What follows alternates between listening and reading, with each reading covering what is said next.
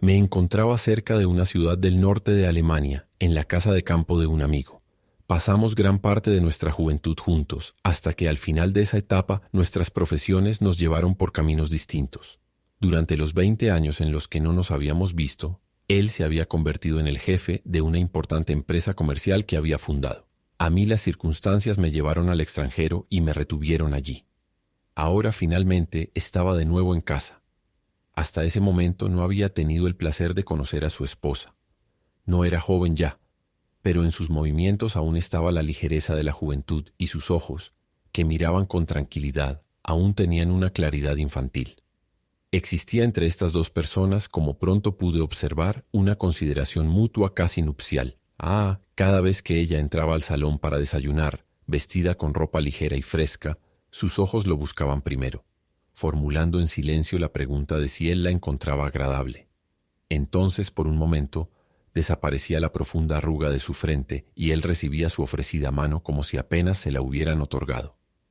A veces, cuando él estaba sentado en su escritorio en el gabinete de trabajo, ella salía de su habitación o de la terraza delantera y se sentaba en silencio junto a él, o se colocaba de manera imperceptible detrás de su silla y colocaba silenciosamente la mano sobre su hombro, como si necesitara asegurarle que estaba cerca, que estaba allí para él. Era una clara tarde de octubre. Mi amigo había regresado recientemente de la ciudad tras concluir sus asuntos, y nos sentamos a conversar sobre los viejos tiempos en la amplia terraza frente a la casa.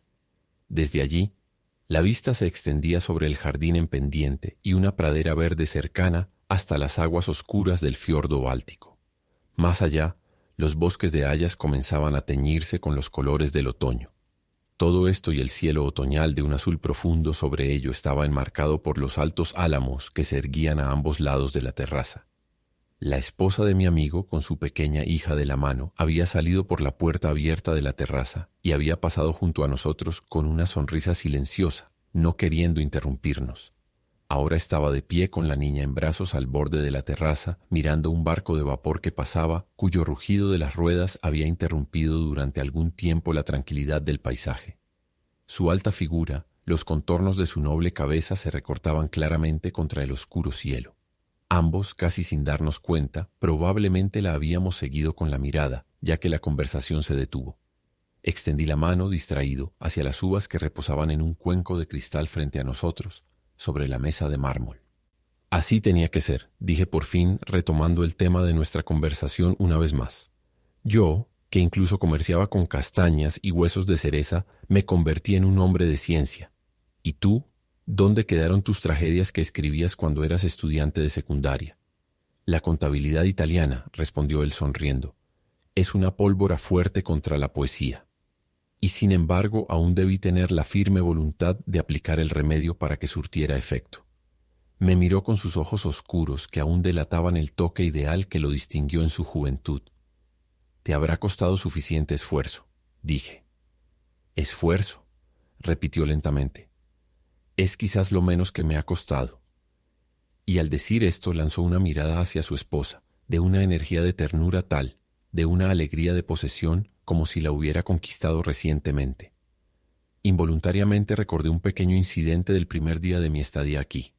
Entonces, al entrar en el gabinete de trabajo de mi amigo, mi primera mirada cayó sobre el retrato colgado junto a su escritorio de una bella joven. Estaba pintado al óleo, en colores claros y luminosos, con una alegría y frescura vital verdaderamente resplandecientes. A mi pregunta sobre a quién representaba, Rudolf respondió: «Es el retrato de mi esposa, o mejor dicho», añadió, «de la joven que más tarde se convirtió en mi prometida y finalmente en mi esposa. Fue pintado para mis abuelos y ahora ha vuelto a mí como parte de su herencia». Al decir estas palabras, él también se había acercado al retrato, mientras yo, en pensamientos, comparaba los rasgos juveniles con los de la mujer a quien apenas había visto. Cuando después de un rato me volví hacia él, su rostro mostraba la inconfundible expresión de una casi dolorosa intimidad que me resultaba cada vez más inexplicable durante mi estancia prolongada. Porque esa joven se había convertido en suya, vivía con él y, al parecer, seguía haciéndolo feliz. En ese instante, mientras la hermosa y serena figura descendía desde la terraza hacia el jardín frente a nosotros, y al no temer abrir una herida aún no cerrada, no pude evitar expresar mi observación anterior. «¿Qué fue eso, Rudolf?», dije, tomando la mano de mi amigo de juventud. Dímelo, si puedes. Miró una vez más hacia el jardín, detrás del cual ya comenzaban a levantarse las nieblas del atardecer. Luego se apartó el sencillo cabello de la frente y dijo con el tono cordial de su voz, que en otro tiempo me era tan familiar. No hay nada malo en ello, y tampoco desgracia, ya te lo puedo decir, en la medida en que algo así se puede decir. Supiste por mis cartas cómo conocí a mi esposa hace casi 15 años en la casa de mis padres. Ella visitaba a mi hermana, con quien había coincidido en el balneario, en nuestras islas del lago del oeste. En aquel entonces yo vivía en la actividad más intensa y agotadora. Un socio cuyo capital respaldaba una parte del recién terminado edificio comercial había abandonado el proyecto de forma repentina, dejando un vacío financiero que debía ser cubierto por otros medios y en el menor tiempo posible. Además, la creación de la sociedad de navegación a vapor, que ya entonces tenía en mente, se veía constantemente obstaculizada por las rivalidades y resistencias de nuestro entorno. Necesitaba, si pasaba el día trabajando y en agitación, una participación alentadora, un refugio donde pudiera descansar mi corazón. Encontré ambas cosas en la joven amiga de mi hermana. Por las noches, en el jardín de mis padres, paseando entre los setos de ligustro, mis planes y preocupaciones eran el tema de nuestras conversaciones. Ella tenía oído y comprensión para todo. La sencillez y seguridad de su ser, que admiraste hace poco el primer día de tu estancia aquí, ya estaban presentes entonces, aunque tampoco le era ajena la travesura juvenil. Recuerdo una noche en la que me senté frente a las dos chicas en la vieja mesa del jardín en el Senador. Ese día me había inundado todo tipo de desgracias. En un ataque momentáneo de desaliento exclamé, «Al final, resulta ser más de lo que puedo manejar». Ella no respondió a eso, pero silenciosamente apoyó la barbilla en su mano y me miró durante un rato con lo que parecían ser ojos asombrados y airados. Luego volvió la cabeza hacia mi hermana y dijo sonriendo, «Mira, él ya no cree en sí mismo». Y tenía razón. Ya en las siguientes semanas sentí que mis fuerzas eran suficientes. Luego, de manera casi natural, ella colocó su mano en la mía y yo la sostuve con firmeza. Otros mencionaron su belleza, pero al mirarla jamás había reparado en ello, ni lo haría en el futuro. Así se convirtió en mi esposa, una compañera de vida que con cada nuevo día me ofrecía y presentaba continuamente nuevos retos por afrontar. Después de unos pocos años fui capaz de adquirir esta casa de campo y amueblarla pues a nuestro gusto. Sin embargo, junto con la felicidad que me acompañaba, también crecían mis negocios. No era yo quien los controlaba, sino ellos a mí. Me encontraba atrapado en una red de compromisos entrelazados, donde cada uno daba paso al siguiente. Todas las fuerzas de mi mente estaban dedicadas exclusivamente a ese propósito, que demandaba mi atención día tras día sin descanso. Mi amigo se detuvo. Su hija mayor de 12 años había salido de la casa hacia nosotros y preguntó por su madre. La tomó en sus brazos y escuchó hacia el jardín. Desde el invernadero que asomaba con su cresta blanca junto al muro del jardín entre los arbustos, se oía la risa de los pequeños y mientras tanto, como apaciguando, la voz de la madre. «Ve, Jenny», dijo sonriendo. «Hay 2 higos grandes maduros. Pueden tomarlos». Ella asintió con la cabeza y se fue, bajando las escaleras y a través de las áreas de césped que se extendían debajo de la terraza, desapareciendo a un lado en los arbustos. El padre la observó un momento. Luego continuó. Era una tarde de domingo en primavera. La esbelta niña que acabamos de enviar hacia su madre apenas había cumplido los 6 meses. La sala del jardín aquí en la terraza estaba recién pintada. El sol de primavera iluminaba el piso, y a través de las puertas corredizas abiertas entraba el aroma de las hojas y brotes en ciernes. Había tomado un libro en mis manos, uno que hacía mucho no había visto. No sé si pensaba en ti y en nuestros entonces entusiastas estudios de literatura alemana antigua, o si solo quería asegurarme de que aquí fuera había otro mundo para mí, distinto al de la ciudad entre las oscuras paredes de mis oficinas. Había abierto el libro Tristán de Gottfried. A cierta distancia frente a mí, en la ventana, mi esposa estaba ocupada con una labor femenina. En la habitación contigua dormía la niña en su cuna. Todo estaba tranquilo. Nada me perturbaba para comenzar el viaje por mar con Tristán e Isolda. Las quillas cortan el mar. En la solitaria hora del mediodía, Isolda está sentada en la cubierta. El viento de verano sopla en su dorado cabello, pero sus ojos se llenan de lágrimas, añoranza por su tierra natal, miedo ante lo desconocido, donde debe convertirse en la esposa del anciano rey. Tristán intenta consolarla, pero ella lo rechaza. Lo odia porque mató a su tío. El aire está sofocante. Tiene sed. En el camarote del barco, mal asegurado, está el filtro amoroso que debe encender el corazón de Isolda hacia el viejo prometido. Una pequeña dama exclama: «Miren, aquí hay vino». Y Tristán, sin sospechar nada, ofrece la copa a la reina. Bebió vacilante, le pesaba tanto, y se la dio. Entonces él también bebió. Y así comienza el juego mágico del viejo poeta. Vivimos su duda y anhelo, cómo no quieren, pero deben, cómo se creen libres, pero temen serlo. Irremediablemente brotan los dulces versos. Con su manera de urgencia secreta cautivan el corazón. Los vi ante mí, a la hermosa pareja juvenil, cómo se inclinaban juntos en la borda del barco. Miran hacia el agua para no ver cómo sus manos reposan secretamente una en la otra. Y mientras están embriagados el uno del otro, hablan palabras ajenas al azar, sobre el mar y la niebla, sobre el aire y la mar. La fragancia de la copa que el viejo maestro sabe llevar tan cerca a su lector subió y comenzó a practicar su hechizo en mí también. A través de la poesía, algo se movió en mí que la vida hasta entonces había dejado dormir. No había conocido este otro mundo, que Tristán e Isolda imponen ahora sus propias leyes implacables, con el que el poeta mismo, como dice al comienzo de su obra, quiere arruinar y prosperar. Levanté mi vista del libro hacia mi esposa. En ese entonces, amigo mío, todavía tenía la fragancia de la juventud en sus mejillas. A través de la ventana caían las sombras de las jóvenes hojas de álamo en su frente y se movían suavemente de un lado a otro, mientras tenía los ojos enfocados en su trabajo. ¿No era tan hermosa como el juego de amor, Isolda? ¿O no era la copa de amor solo un símbolo y realmente necesitaba de la bebida secreta para crear esta dulce locura? En ese momento la niña se despertó en el cuarto contiguo. La joven madre se levantó y dejó su trabajo, pero mientras atravesaba la sala, me miró con sus hermosos ojos alegres y me hizo una seña para que la siguiera. Tuve que sonreír. «¿Qué más quieres?», me dije en voz baja a mí mismo y cerré el viejo libro mágico. Y ya estaba de regreso mientras cargaba a la niña, que abrió sus grandes ojos soñolientos hacia el brillante sol de primavera.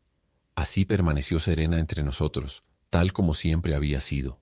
Pasaron los años, y con cada susurro del tiempo, la radiante joven a mi lado se desvanecía lentamente, como una flor entregada al otoño. No lo vi. Mis ojos no percibían cómo los delicados rasgos de su amado rostro perdían casi sin notarse la suavidad de la juventud, ni cómo el brillo sedoso de su cabello rubio se apagaba lentamente. En cambio, mi atención se volvía cada vez más hacia su esencia espiritual, que emergía con mayor claridad y fuerza. Sentía cómo se afianzaba en su profundidad y al mismo tiempo cómo mi admiración por ella crecía sin medida. Hace 3 años tuvimos otra hija. Escucha con atención. Están en el invernadero. Cómo discuten con su hermana. Sin embargo, gradualmente se simplificaron mis tareas. Los asuntos siguieron su curso ordenado, de modo que pude delegar muchas tareas. Finalmente tuve tiempo para mi familia. Como lo necesario se podía hacer sin presión, el impulso innato del ser humano hacia la belleza volvió a manifestarse. Le di al jardín su forma actual y allí abajo hice que se plantara el rosal. Ya oíste que ella ama las rosas más que a cualquier otra flor. Al año siguiente construí detrás de él un amplio pabellón. La tarima de mosaico de madera, las sillas y lo que fuera que tuviera que pertenecer ahí, lo mandé hacer siguiendo los dibujos de un arquitecto amigo por hábiles artesanos. Las altas ventanas fueron cubiertas a la mitad con cortinas de seda gris claro, creando una luz amortiguada y agradable. Aquí, en la tranquilidad del jardín, leí por primera vez de manera continua y sin interrupciones los antiguos cantos eternos, la Odisea, los Nibelungos. Los leía en voz alta, pues ella se sentaba a mi lado y escuchaba, y sus industriosas manos dejaban inconscientemente el trabajo en reposo. Tampoco se olvidó la música en casa. La vida no me había dejado tiempo para el ejercicio de un arte, pero mi esposa sabía cantar y siempre había disfrutado hacerlo en mi presencia y en la de los niños. Ahora se unieron otros que realizaban lo mismo, pues imperceptiblemente se nos había unido un pequeño círculo de personas solidarias y afines. Así llegó en junio del año pasado mi 40º cumpleaños. El sol de la mañana me despertó. De lo contrario, todo aún permanecía en silencio. Me vestí y atravesé la casa silenciosa hacia la terraza. El césped debajo de ella aún estaba en profunda sombra. Solo las copas de los árboles y el botón dorado de la casita del jardín brillaban en el sol de la mañana. Al otro lado del agua todavía se extendía la niebla blanca, de donde la punta oscilante de un mástil solo aparecía de vez en cuando.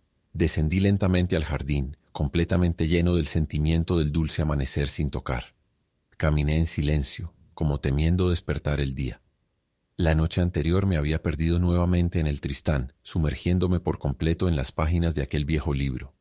Fue en las últimas páginas donde la encantadora mano del poeta dejó sus trazos. El hechizo del filtro de amor había desplegado todo su poder. La hermosa reina Isolda y Tristán, el sobrino del rey, eran incapaces de separarse. Finalmente el viejo y paciente monarca decidió desterrar a los culpables. Sin embargo, el poeta, guiado por la pasión de su corazón palpitante, llevó a sus protagonistas lejos del mundo de los hombres, hacia la soledad del desierto. Ningún espía los ha seguido. El sol brilla, las hierbas desprenden su aroma. En la inmensa soledad solo ellos dos. A su alrededor, el susurro del bosque y el incesante canto de los pájaros, invisible en el aire. Caminan al atardecer por el prado, hacia donde brota el manantial fresco.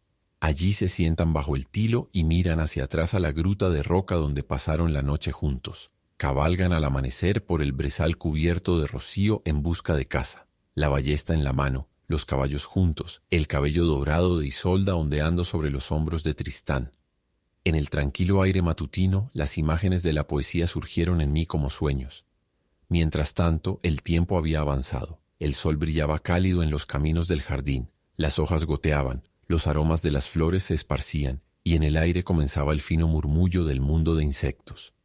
Sentí la plenitud de la naturaleza y me invadió un sentimiento de juventud, como si el secreto de la vida aún no se hubiera revelado ante mí. Aceleré mi paso, pisé con más firmeza, involuntariamente extendí el brazo y rompí una rama floreciente del arbusto que estaba al lado en el césped. Abajo, frente al pabellón, aún estaban las sillas del jardín donde las dejamos la noche anterior. El rocío corría por los postigos cerrados. Saqué la llave de su escondite bajo el escalón y abrí las puertas para que entrara el aire de la mañana. Luego regresé. Agité la puerta cerrada del invernadero mientras pasaba y después de un rato entré al salón de mi esposa. Todavía no se oía nada en la casa, la calma matutina estaba en todos los rincones, pero un fuerte y fresco aroma a rosas parecía delatar la cercanía de una mesa de cumpleaños. Al abrir la puerta de mi estudio, mis ojos se posaron en una pintura al óleo en forma de medallón ovalado que estaba apoyada en mi escritorio. Era el perfil a tamaño real de la cabeza de una joven. Sobre el pesado marco dorado que lo enmarcaba había una guirnalda de completas rosas rojas. La cabeza estaba ligeramente hacia atrás. El brillante cabello rubio parecía haber sido recién alisado por una mano ligera. En los labios entreabiertos descansaba la deliciosa audacia de la juventud. Contuve la respiración mientras observaba aquel hermoso rostro juvenil. Sentí que no debía revelar mi presencia, como si un suspiro imprudente pudiera disolverlo todo en el aire. Parecía pertenecer a un mundo lleno de luz primaveral, un mundo que esos ojos risueños contemplaban con alegría. Instintivamente incliné la cabeza. Ella habría sido la indicada. Con ella habría huido también hacia esa soledad que en algún momento cada corazón humano anhela. Rudolf tomó mi mano. ¿Y por qué no fue ella? Conoces la imagen. Lo que vi no era la fantasía de un pintor, no la rubia reina Isolda, que tal vez nunca existió. Este rostro ante mí había pertenecido a la vida, a mi propia vida. Así había sido una vez quien hace muchos años puso su mano en la mía, quien aún vivía a mi lado. Miré de nuevo hacia arriba, no me dejaba. El perfume de la belleza me abrumó por completo. Recordé el inicio de una vieja canción. Oh juventud, oh hermosa época de rosas. Ella solía cantarlo a menudo en la casa paterna. Estiré los brazos hacia la imagen como si necesitara volver a verla, como si esta dulce figura juvenil aún no hubiera sucumbido por completo al pasado. Entonces de repente, mientras mi corazón se rasgaba en arrepentimiento y un anhelo inútil, me envolvió un pensamiento de felicidad indudable e indescriptible. Ella, aquella que fue alguna vez, aún vivía. Estaba cerca, tan cerca que podría estar con ella en este mismo instante. Dejé la habitación, la busqué, pero ya no estaba en la casa. Cuando bajé al jardín, me encontró debajo del terraplén. Me miró sonriendo como queriendo leer en mis ojos la alegría por su regalo de cumpleaños. Pero no le di tiempo. Tomé silenciosamente su mano y la llevé al jardín. Y cómo iba junto a mí en su vestido blanco matutino con su típico estilo juvenil, mirándome preguntando y sorprendida con sus ojos tranquilos, como su mano estaba tan ligera y entregada en la mía, no pude esperar para arrodillarme ante ella en adoración, porque toda la pasión de mi vida se despertó y se lanzó hacia ella, impetuosamente e incontrolablemente. Rudolf calló un momento. Luego dijo en voz baja mientras miraba al crepúsculo que ya mostraba su último resplandor en el cielo. Así también he bebido de la copa del amor, un sorbo profundo y valiente. Tarde, pero no demasiado tarde. Nos sentamos en silencio uno al lado del otro. Poco a poco cayó la oscuridad. Todo en el jardín se había calmado, pero en el pabellón ya estaban encendidas las luces que brillaban a través de los arbustos. Entonces se oyó un acorde, y las palabras cantadas por una profunda voz de contralto resonaron a través de la noche. Oh juventud, oh bella época de rosas. El fin.